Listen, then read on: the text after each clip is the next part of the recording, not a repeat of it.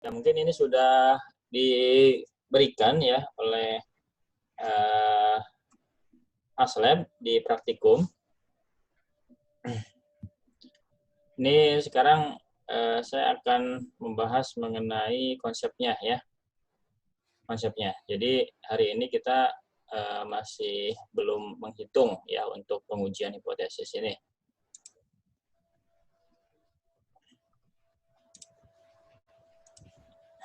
Dengar nggak?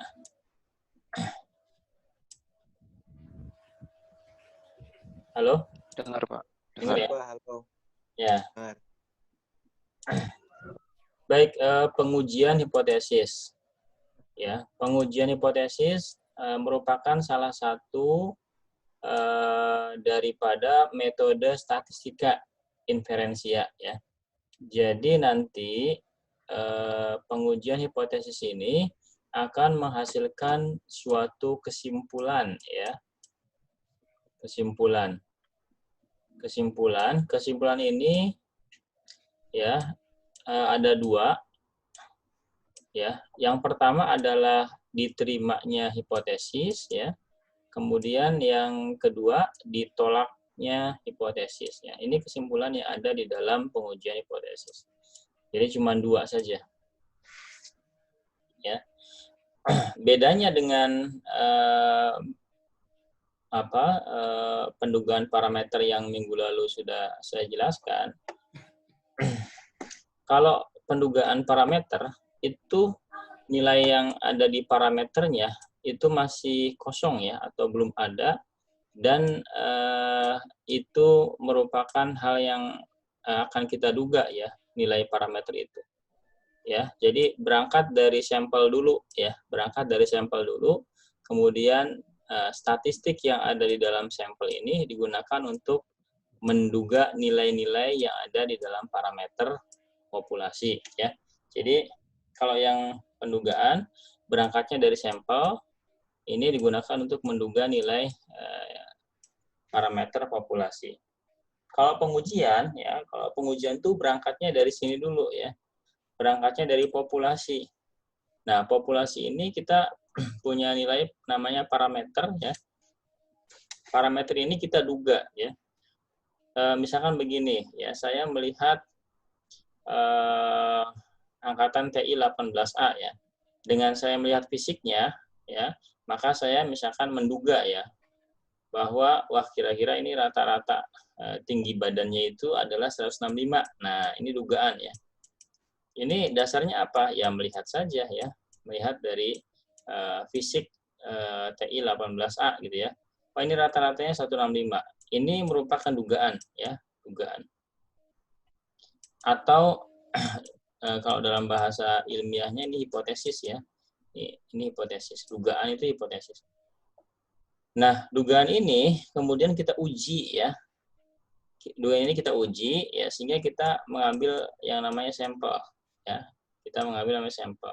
Nah, nilai-nilai atau statistik yang ada di dalam sampel ini digunakan untuk membuktikan bahwa apakah dugaan saya tadi ini diterima ya, diterima itu berarti bukti-buktinya kuat gitu ya. Atau dugaan saya ini mu sama dengan 165 ini ditolak gitu ya, ditolak. Artinya apa? Bukti-bukti yang ada di dalam statistik sampel ini tidak cukup kuat ya untuk membuktikan bahwa mu sama dengan 165 gitu. Ya, nah, ini perbedaan seperti itu ya. Sama-sama metode statistika inferensia ya, tapi kalau sekali lagi kalau yang pendugaan parameter kemarin itu berangkatnya dari sampel ya, kemudian diduga atau digunakan untuk menduga nilai parameter dari populasi. Kalau pengujian hipotesis berangkatnya dari dugaan awal, perkiraan awal ya, taksiran awal yang ada di dalam populasi, kemudian kita ambil sampelnya. Nah, taksiran ini atau dugaan ini kita uji dengan nilai-nilai statistik yang ada di dalam sampel. Oke ya.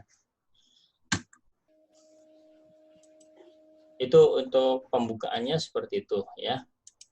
Nah, secara definisi seperti apa? Definisi pengujian hipotesis adalah pengujian terhadap suatu pernyataan tadi yang dibilang saya dugaan itu ya. Dugaan itu pernyataan atau hipotesis ya. Dengan menggunakan metode statistika sehingga hasil pengujiannya dapat dinyatakan signifikan secara statistik. Pengujian hipotesis merupakan bagian dari statistika inferensial. Ya.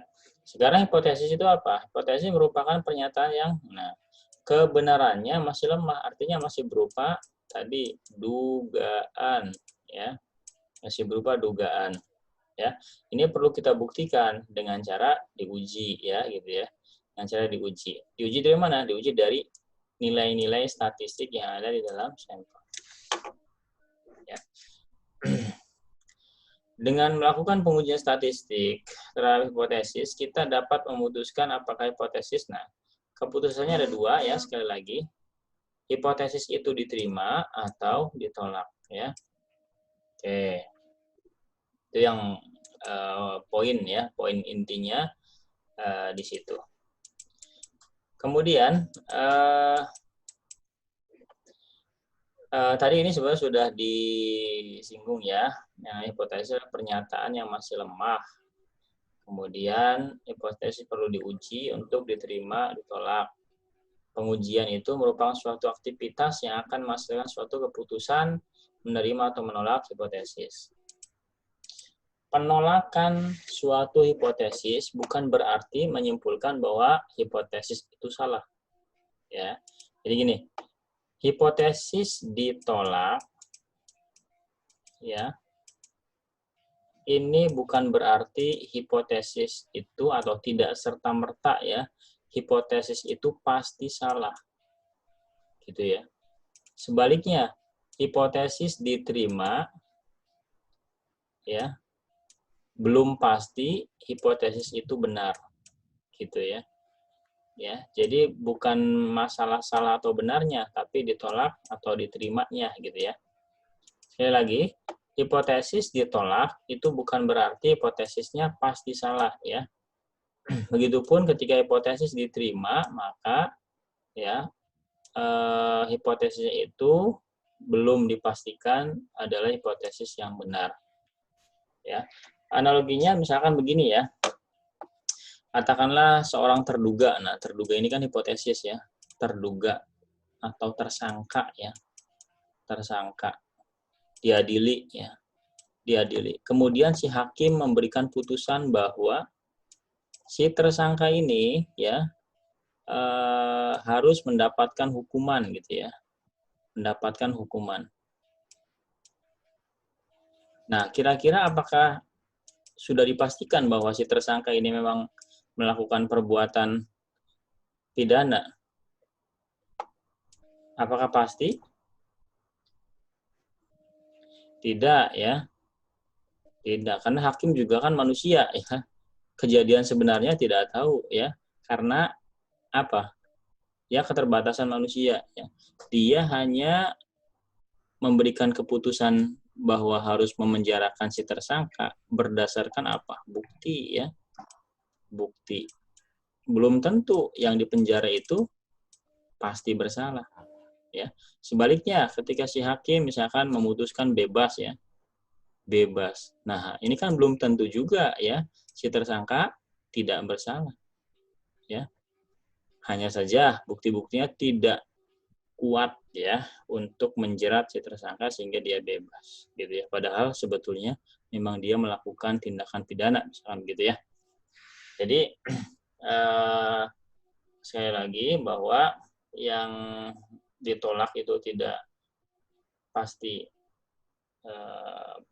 hipotesisnya salah ataupun yang diterima juga sama, tidak pasti benar. Ya. Ada matriks seperti ini ya.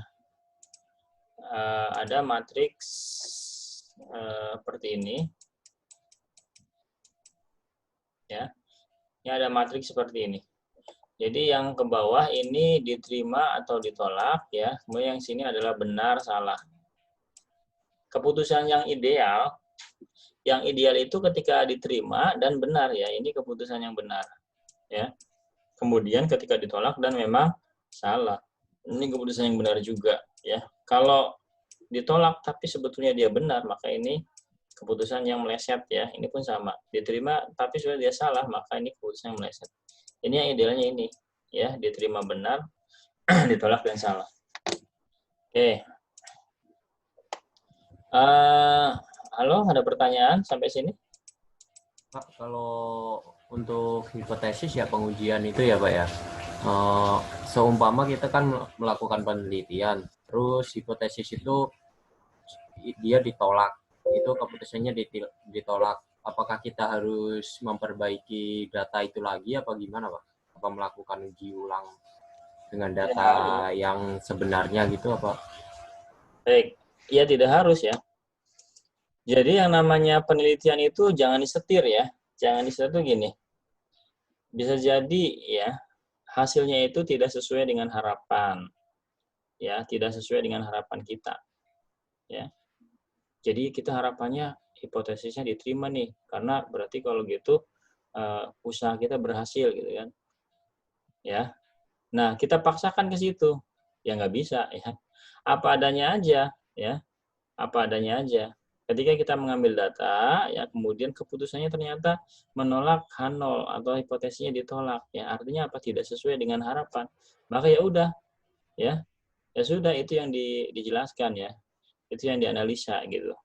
Kenapa seperti itu gitu ya? Ini yang dianalisa lebih lanjut. Ya biasanya kalau di skripsi kayak gitu ya. Ini kadang-kadang dipakai juga ya, pengujian hipotesis itu dipakai juga di skripsi ya. Jadi kalian harus bisa memahami ini ya. Oke, paham nggak? Iya, iya.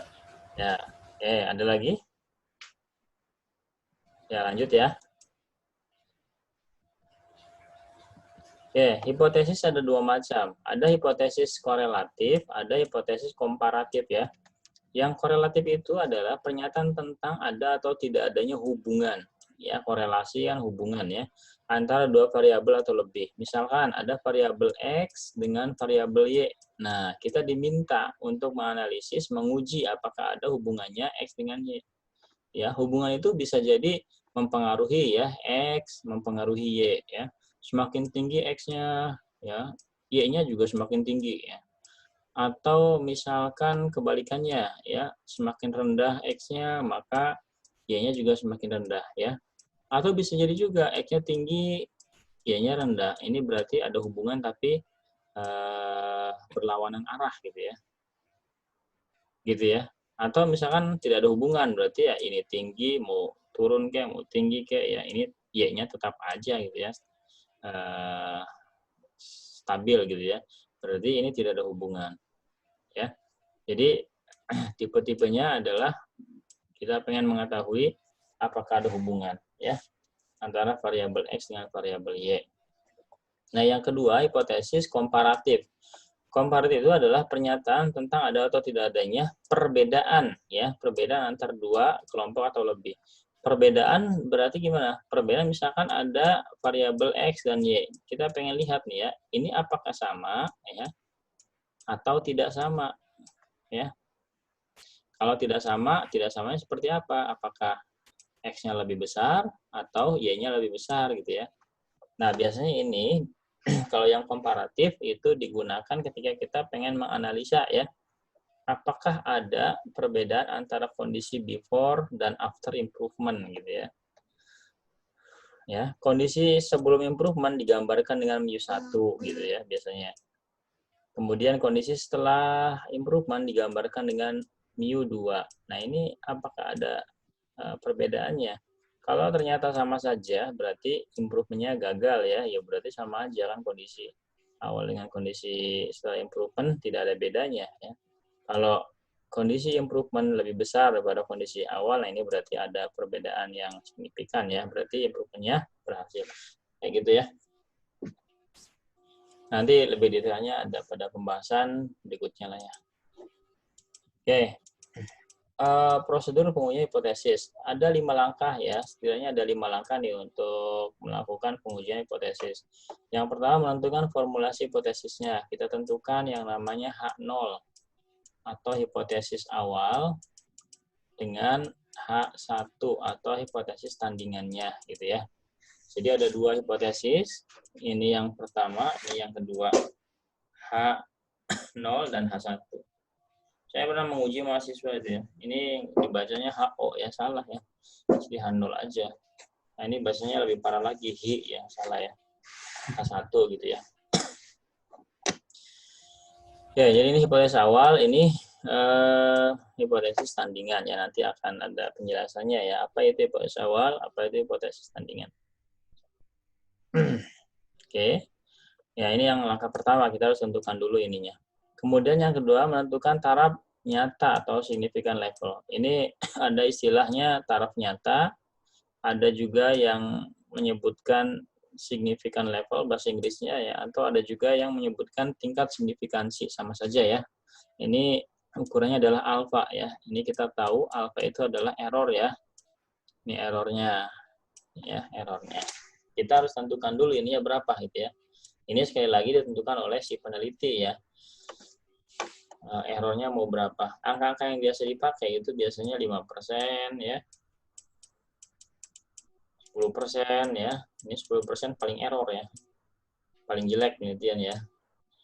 Kemudian berapa? 2% ya. Atau 1%. Nah, ini yang paling bagus 1% ya. Gitu. Kalau errornya 50% ya bukan penelitian ya itu mah. Oke. Ini angka-angka yang sering dipakai ya. 5%, 50%, 2%, 10%. Menentukan kriteria pengujian. Nah, nanti ada kriteria pengujiannya ya. Misalkan ketika Z tabel ya lebih besar daripada Z hitung, maka akan seperti apa gitu ya. Apakah menolak H0 atau menerima H0. Ketika misalkan T tabel lebih besar daripada T hitung, maka akan seperti apa. Nah, itu disebut sebagai kriteria pengujian. Menentukan nilai uji statistik. Nah, ini nanti ada rumusnya ya. Kita harus menentukan Z hitung ataupun T hitungnya. Terakhir, membuat kesimpulan. Ada dua, diterima atau ditolak. Oke. Perumusan hipotesis ya. Pertama, hipotesis itu dinyatakan sebagai kalimat pernyataan, bukan pertanyaan ya. Pernyataan atau deklaratif. Seperti saya bilang tadi, saya melihat TI 18A ya. Kemudian saya menduga bahwa tinggi badan TI 18A rata-rata adalah 165 cm. Ini contoh saja ya. Nah, ini kan pernyataan ya, ini pernyataan. Ini dalam bahasa verbal. Kalau dalam bahasa dalam bahasa matematis kan berarti mu sama dengan 165 gitu ya. Kalau bahasa verbal selama masih ada angkanya bisa dinotasikan ke dalam bentuk matematis ya. Mu sama dengan 165. Nah, ini nanti yang akan kita uji gitu ya. Melibatkan dua variabel, tadi ada X, ada Y misalkan ya. Mengandung suatu unsur prediksi. Prediksi itu bisa berupa dugaan, tadi kan, ini kan dugaan. Estimasi ya, kira-kira, mengkira-kirakan ya, kemudian apa, memperkirakan, menduga ya, berarti mengandung unsur prediksi. Harus dapat diuji tentu saja karena kan pengujian hipotesis ya. Oke, ada pertanyaan nggak? Belum ya. Oke, tadi saya bilang bahwa hipotesis itu ada dua ya, ada hipotesis nol, ada hipotesis tandingannya. Beberapa referensi menyebutkan hipotesis alternatif ya, HA gitu ya, atau H1 sama saja sebetulnya. H0 itu apa? Suatu pernyataan yang akan diuji. Nah, jadi titik beratnya pengujian itu pada H0 ya, makanya keputusannya itu sebetulnya gini. Kan tadi kan ada keputusan diterima atau ditolak ya. Apanya yang diterima ditolak? Diterima H0-nya atau ditolak H0-nya. Jadi yang diuji kan ini H0. Nanti implikasinya ketika H0-nya diterima misalnya, maka otomatis H1-nya ditolak ya. H1-nya ditolak. Ketika H0-nya ditolak, maka otomatis H1-nya diterima gitu ya. Jadi tidak ada yang H0-nya diterima, H1-nya juga diterima. H0-nya ditolak, H1-nya ditolak. Nggak ada ya cerita begitu. Jadi ketika diterima H0-nya, maka akibatnya H1-nya tolak ya. Jika ini ditolak, makanya diterima. Karena H0 dan H1 itu harus saling berlawanan ya. Harus tidak ada irisan. Ya, harus tidak ada irisan. Jadi dia harus kontra. Ya, harus kontra. Oke. Hipotesis tersebut tidak memiliki perbedaan atau perbedaannya nol dengan hipotesis sebenarnya. Jadi gini, H0 itu diarahkan, ya, bentuknya itu adalah bentuk persamaan ya. Bentuk persamaan. Bentuk persamaan seperti apa? Bentuk persamaan gampangannya adalah tandanya sama dengan, gitu aja ya. Tandanya sama dengan. Misalkan tadi, mu sama dengan 165, gitu kan. Nah, ini tandanya harus tanda sama dengan. Atau paling tidak, kalau tidak sama dengan seperti itu, paling tidak lebih dari sama dengan atau kurang dari sama dengan. Gitu ya. Jadi kalau tidak seperti ini, paling tidak seperti ini boleh ya. Jadi ada tanda sama dengannya. Ya.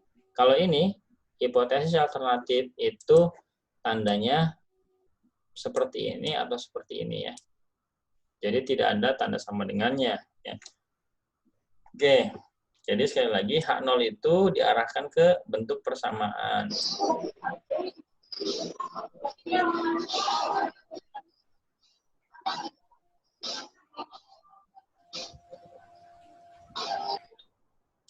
Ya, ke bentuk persamaan. Oke, kalau hipotesis alternatif ini ya segala hipotesis yang berbeda dengan hipotesis nol. Jadi ini harus kontra. Ya, ini harus kontra. Tidak ada irisan dengan hipotesis nol, harus bertolak belakang. Pemilihan hipotesis ini tergantung dari sifat masalah. Nanti ada masalahnya apa ya. H1-nya menyesuaikan. Oke. Contohnya begini. Ya, ini ada contoh nih.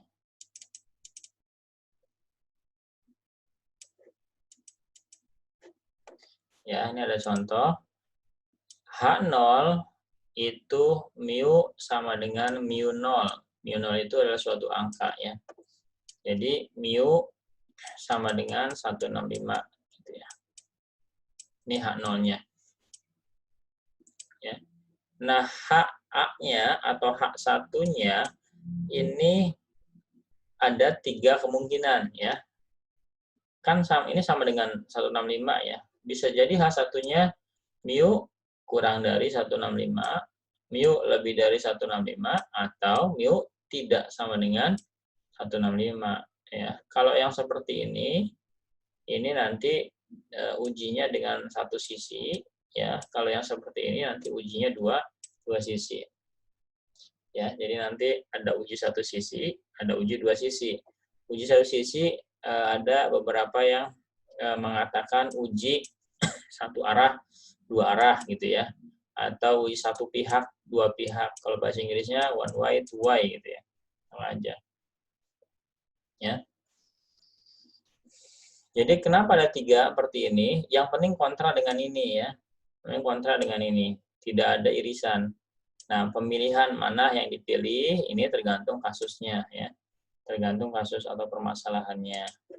Contoh misalkan ya.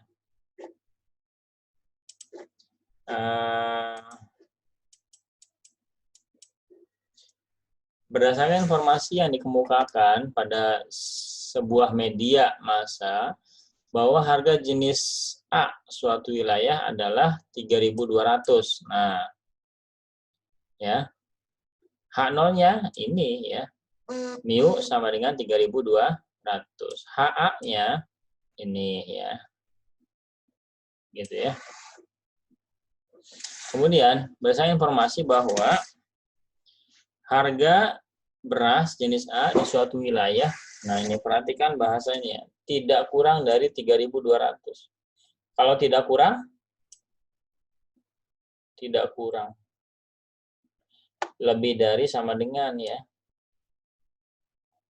Paham nggak? tidak kurang dari 3.200, maka H0-nya mu lebih dari sama dengan 3.200 ya.